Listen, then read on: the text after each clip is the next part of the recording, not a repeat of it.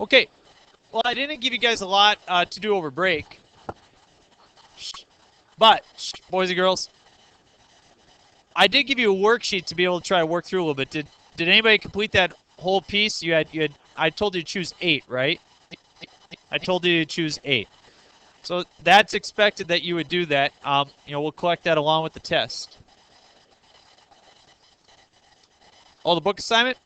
Well, there's excellent time right before school or after school is a good time where you can come and see me for that. But so we'll get to some book assignment problems here in a minute if you have them. But right now I want to start 3.2, the derivative as a function.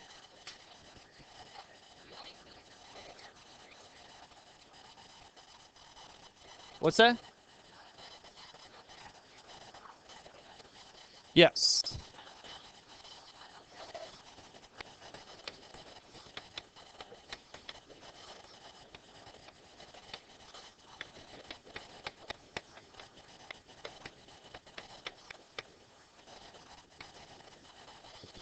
That's the formal definition of the derivative. This is something you should have memorized. Boys and girls. Boys and girls. I'm trying to be patient here, but your mouth should be shut. What you're saying is of very little value compared to what is just written on the board. This changed the world. I know it doesn't look a lot different from what we've presently looked at, but what is different about this, I'm just going to write it at the end. This is written as a function. And so, we can graph it. And this will really open up a lot of avenues for us to pursue to be able to look at derivatives. So if you think of a derivative, you should think of a derivative as having this prime operation. And when we take the derivative of something, we actually do this. So it's an operation. So it might as well be like adding, subtracting, multiplying, dividing, taking the sine, taking the cosine, taking the tangent. All those are operations. So this is what we do to a function, and we actually come up with a new function. So you can see we have our function f of x. We do something to it. We come up with a new function. It just happens to be f prime of x. Again, other operators that apply derivative. First, I'm going to start with phrases. You guys might see, things that apply derivative. You might see a rate of change. We've talked about velocity. We've talked about slope, rather instantaneous. These are all important phrases that really do indicate that we're taking a derivative. Now, again, operators. So operators such as addition, subtraction, multiplication, things like that. Here you see a prime. So if we stick a prime on it, that indicates that we are taking a derivative. What else might you see? We've gone over a couple of these. F prime, y prime, dy over dx. Those are going to be your 3 most common and really all that I will use. You might see the derivative of a function with respect to x. You might see the derivative with respect to x of the function, or even the derivative with respect to x of the function. There's all sorts of pieces that you can do. And why is it important to label x? Because we can also do it for y. Andy just asked an interesting question about, graphs. What if we change them a little bit? Well, we always think about the x-axis as being the horizontal, y as being the vertical. Well, and we don't have to change that, but what if instead of the y being the dependent variable is the independent? So we could take the derivative with respect to y. So we could do all those things. So not much changes, but we will spend the rest of the semester looking at this. We will make it easier, and then we'll make it more difficult. You will be able to derive any function at all that you come across. And you'll be able to apply it to physics, you'll be able to apply it to economics, you'll be able to apply it to geometry, you'll be able to apply it to trigonometry, and we're going to apply this in many, many different ways, shapes, and forms. But the skill that we're going to practice today is essential to you completely understanding how this works. It says use the graph of f of x to the right to make a table of f prime of x, then sketch a graph of f prime of x. Now, before you left on Wednesday, I gave you a hint, all right? Right now, what type of equation is this? Is this linear, quadratic, cubic, quartic, quintic? What is it? Quartic. So that's a good indicator. So this would be x to the 0 power would be a horizontal line. That would be x to the 0. Something with kind of a slant to it would be x to the first power. That would be x to the second, x to the third. Exactly. Yep, I won't put that in the video. So this is what we have right here. So those are some of the equations, and again, these are for polynomial expressions. We'll learn how to take the derivative of sine, which actually happens to be cosine. We'll learn how to take the derivative of tangent, which is secant times tangent. I'm sorry, secant squared. So there's a lot of different options that we can use with it, but right now we're just focusing on polynomials. So you tell me, what is the new shape going to be? If I take the derivative of it, what's the new shape going to be? What happens to the power? It reduces it by 1. We've figured that out. We've done enough of them. Yes, it's going to look like an S, or however you describe it. It's going to be a cubic. We'll use some math terms there. It's going to be a cubic. We've learned that every time you take a derivative, it seems to reduce the polynomial by 1 power. And so we've done that a few times. Well, we're just going to make some table values here, okay? And I'd like to start with some very, very, very important ones. I'd like to start where the derivative is equal to 0. So, as you look at this graph here, could you tell me for what x value does the slope of this function equal 0? Where would the tangent lines have a slope of 0? Excellent, very good. So right here, back 1, 2, 3, you can see if you draw a tangent line right here, this tangent line is a slope of 0. So I'm going to say that at x equals -3, the derivative, f prime of x, is equal to 0. Good. Give me another one. Excellent. At 0, the derivative is also equal to 0.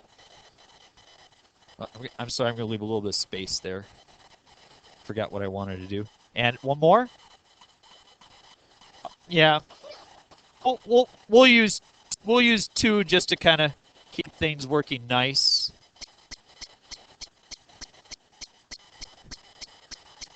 Okay, now what I'm going to do is I'm going to actually plot that. So the derivative of this, so this is f of x. I'm going to actually sketch a graph of f prime of x, its derivative.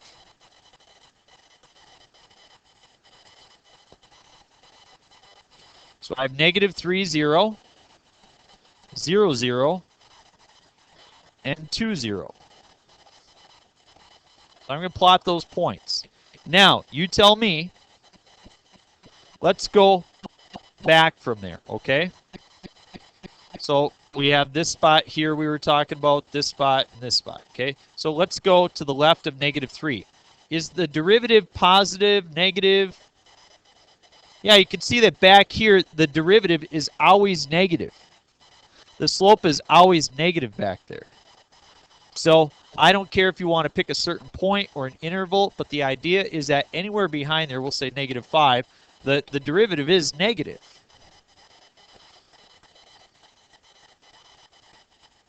And if you wanted to estimate it, you sure could. You could, pick -5 and go up there and estimate it. It'd be very negative. So you tell me at -5, would I have a point up here on the x-axis or below the x-axis? I'd be somewhere below the x-axis, right? So the graph is going to start down there.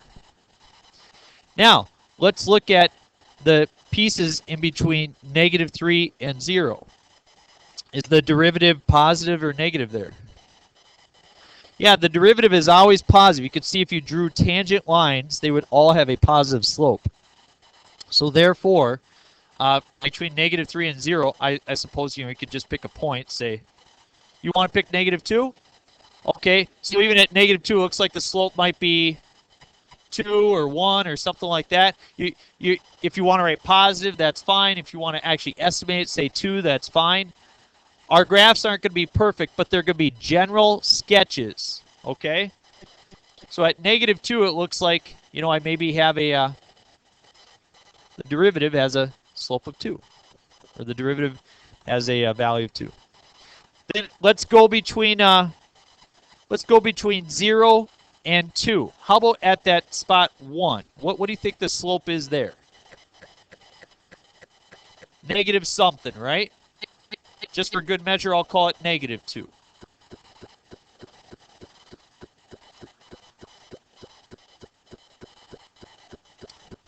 And then, as we move past, if we move anywhere to the right of positive 2, what's the slope?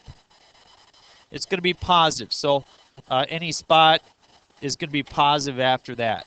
So, we're going to be finishing up there. So as you can see, we can now sketch a graph that's relatively accurate of the derivative.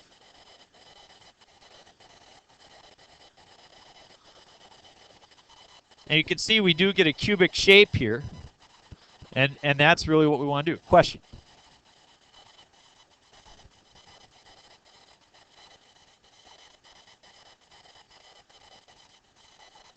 Oh, Andrew has a good point with this one. So he says if I have a 0 here, then that would mean that x plus 3 is a factor, right? And if I have a root at 0, I would have an x out front. If I had a 2 here, I would have an x minus 2. So equals, say, f prime of x. Well, that would give you a graph that has those exact solutions for 0. However, it doesn't necessarily say for sure how high or low it goes in between. So that could change. We could have a multiplier out front of a certain value that would change things. So, okay? Now, here's the piece you really have to focus on, okay? Let's look at this graph right here, okay? What is the value of the derivative between 0 and 2? It's negative. What does that say about f of x? If the value of the derivative is negative, what does that say about our original function? It slopes down. So if you look at this, the derivative is negative here. So therefore, if we look at our original function between 0 and 2, sure enough, the slope is going down between those spots. How about this?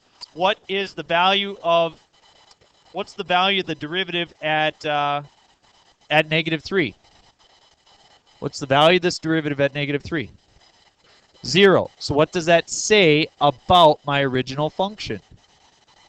It flattens out at -3, and sure it does. So we could tell a lot about the original by looking at the derivative and vice versa. Now, we're going to practice this today. I want to let you guys know that not only do we need to be able to transfer between the derivative and its original graph, but we are going to be doing second and third derivatives as well. So we will get to f prime of x as well as f double prime as well as f triple prime. And that's important, and we'll understand, but we're going to take a baby step today. Okay, before we get to the worksheet that's going to help you with your learning, let's do this. It says in order for a function to be differentiable at a point A, okay, we could say this. F prime of A must exist. In order for a function to be differentiable at point A, f prime of A must exist. Even furthermore, I would say this. F prime of A from the right must equal f prime of A from the left. And we're not going to spend a lot of time on what we call differentiability, but we're going to talk about the ways in which functions are not differentiable. And so here's something that also has to be true. Okay? In order for a function to be differentiable at point A, at the very least, it must be continuous. Furthermore, it must be smooth, must be a nice curve. Mr. Ben Jones.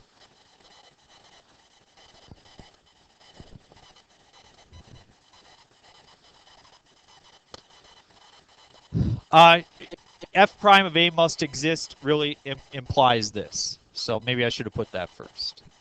So, okay. There are three classic examples where a function is not differentiable. Three classic examples where a function is not differentiable. Here's one.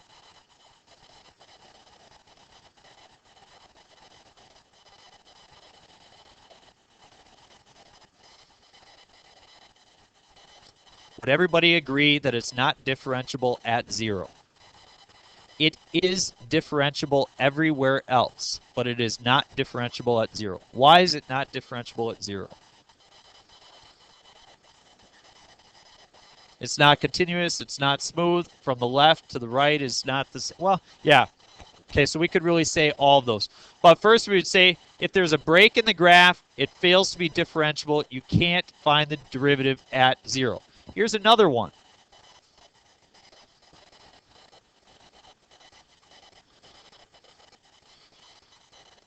That is not differentiable at 0. Now, a lot of people would say that the derivative is 0. But that's not true. Can somebody give a reason or argument why? Johnny Beringa. It's not a smooth curve. And furthermore, the derivative from the left, what's the slope from the left? Negative. What's the slope from the right? Positive. And it never actually the slope never approaches 0 from either side. So they're just not going to be the same. This is a corner.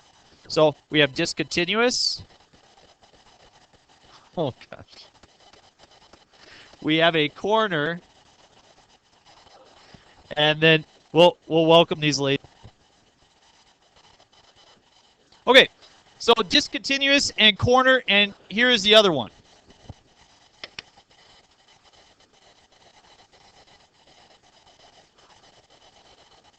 So this type of graph, tends to anger some people.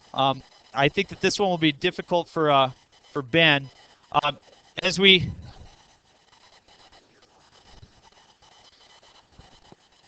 if you look at 0, if you were to draw a tangent line, what would the slope be?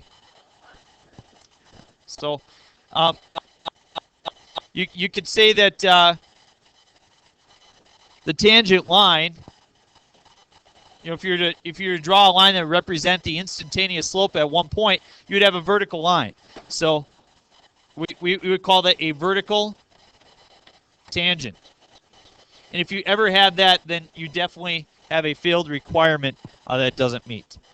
And so there's your kind of your introduction to graphing derivatives. Now, take out your worksheet. Yeah. It's a vertical tangent.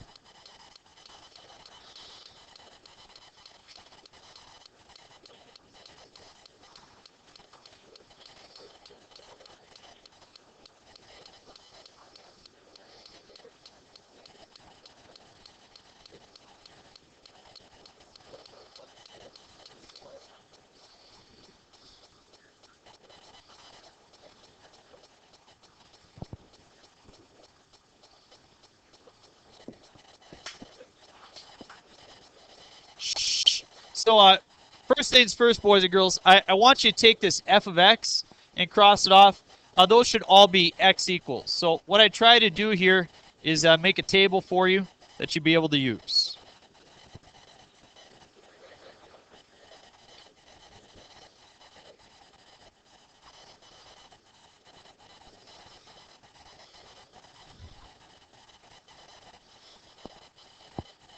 Okay, second of all, what I want you to do is I really do want you to use your knowledge of what the graphs look like. So I'm going to try to sketch here because I didn't scan it. We got -4, 2.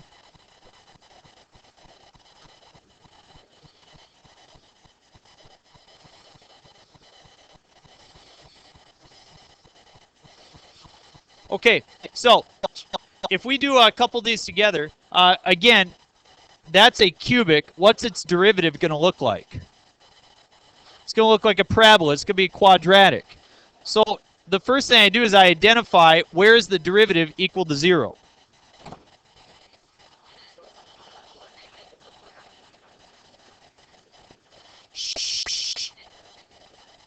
Very good. So -4 and -1 is where the derivative is equal to 0. Now, is the before that is I choose x values to the left of -4 is the derivative positive or negative? Yeah, the derivative is positive back there. How about between -4 and -1? It's negative, and afterwards, it's positive.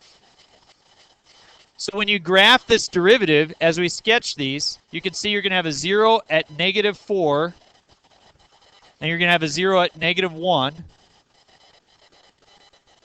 Before -4, it's going to be positive. After -1, it's going to be positive. Later, girls. Good to see you.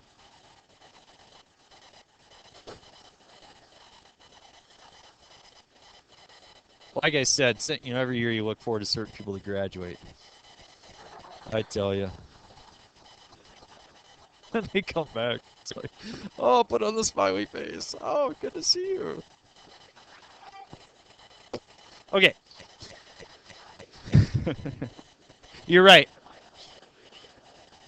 You're right. It is not truthful. Those are two individuals that were yeah. I'd like to keep you wondering. Question. You don't. Chrissy asks a really good question. She says, how deep does it go? Okay, so what would this point be here? Chrissy, what we could do is we could say this, okay, that whatever the steepest slope is here, so let's say it was -2, then that's how low it would go there. But without actually calculating that, we wouldn't know. I just want you guys to get some general sketches. Now, let's do a couple more together. Let's look at number 3, okay? Number 3 is a really good example.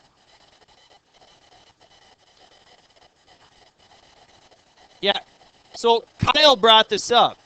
Kyle said, well, what about a parabola? And I said, he said, will a parabola just be a line? It sure will. So where is this equal to 0? Yeah, if you look, the derivative is equal to 0 at 0. So we have this point, 0, 0.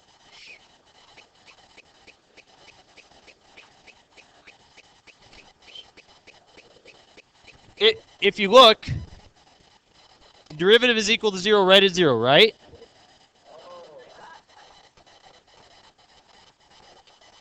We'll get to it. No.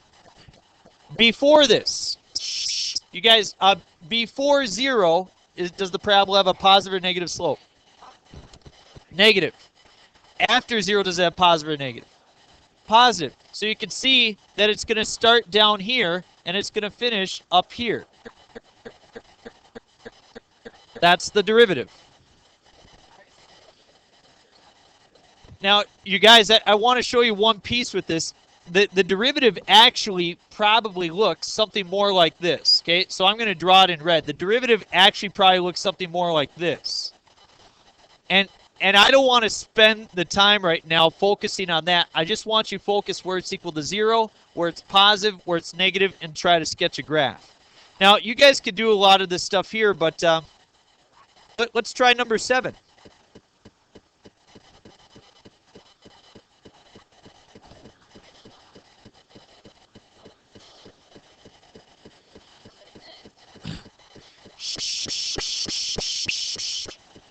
Boys and girls, boys and girls, boys and girls. This is there's a lot of interesting thoughts out there, but this kind of challenges people. Let's try to think. Yes, Ben has it correct. Okay, is the derivative ever equal to 0? No. Okay, so let's just think about this. This is x to what power? X to the first. So it's going to be reduced to x to what power? 0, which is going to be a horizontal line through whatever the slope is. What is the slope of this line? 2. So it doesn't matter what point you pick. If we pick -5, the slope is 2. If we pick -3, the slope is 2. If we pick a 0, the slope is 2. If we pick 4, the slope is 2. The slope is always 2 because it's a line. Well, if you look at your graph and you count the boxes, I think you have a slope of 2, right? So that means that we have a horizontal line is the derivative that passes through 2. Now, let's see if you can get this part. What if I were to take the derivative of the horizontal line? What's the slope of this line all the time?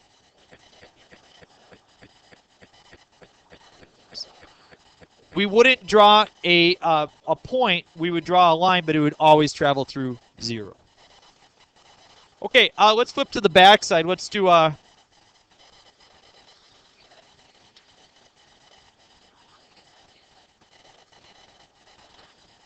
yeah.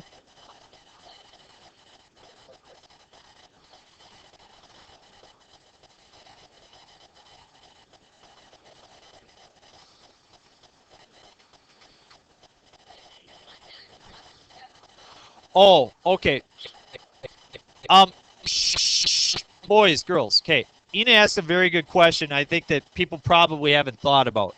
She said, Mr. Gantz, I know that if this is the derivative, I now know that I would have a line with a slope of 2.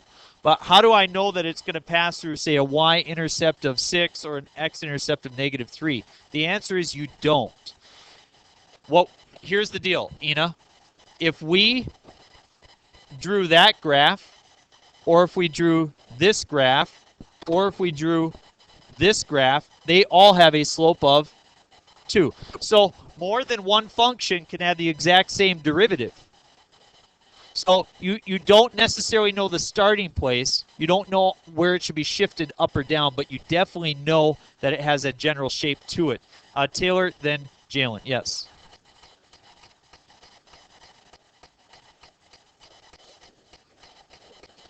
It'll be okay.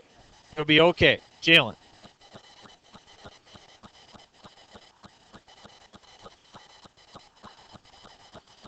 Probably. I could come and look and see what you did. Okay, let's look at 9.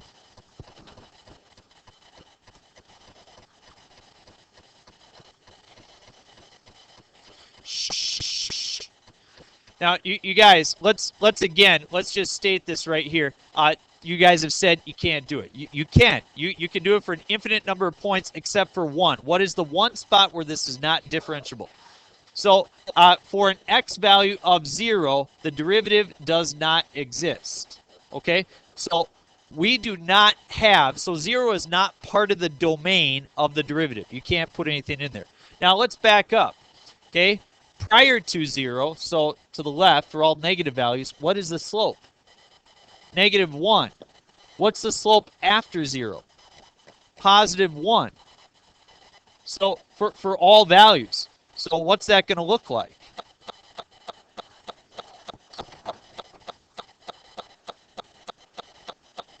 Good. I have a line like that with an open circle, and then an open circle with a line like that. So that's a little bit trickier, right? But does that make sense? We have to eliminate the point where it's not differentiable, and we have to sketch the rest of the graph. How about this? Would you like to try 12 or 13? I just want to do one. 12? Let's try 12, and then we'll move on from there. And then I'll let you guys work, okay?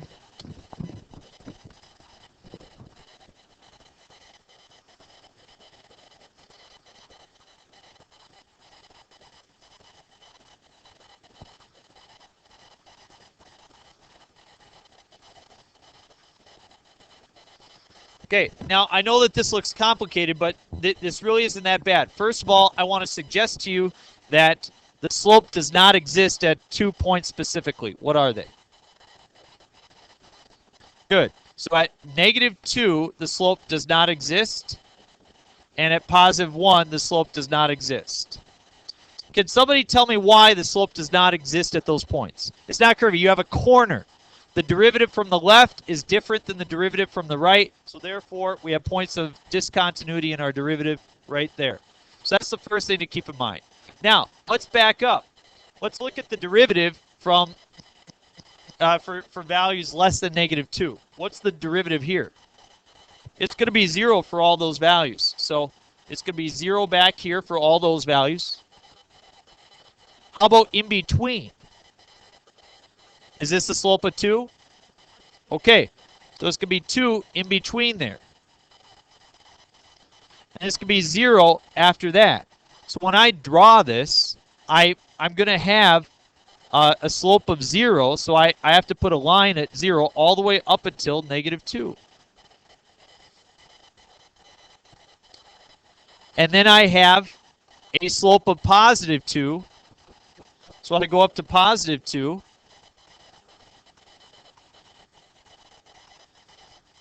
And then I go back down to 0.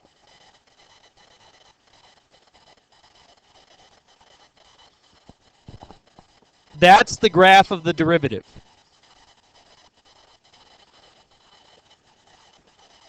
It is now your job to try to complete all the rest of the problems that you can. I'll come around and answer some questions. Yes, number 16 might be a little bit difficult, but it should be. This is calculus, so good luck.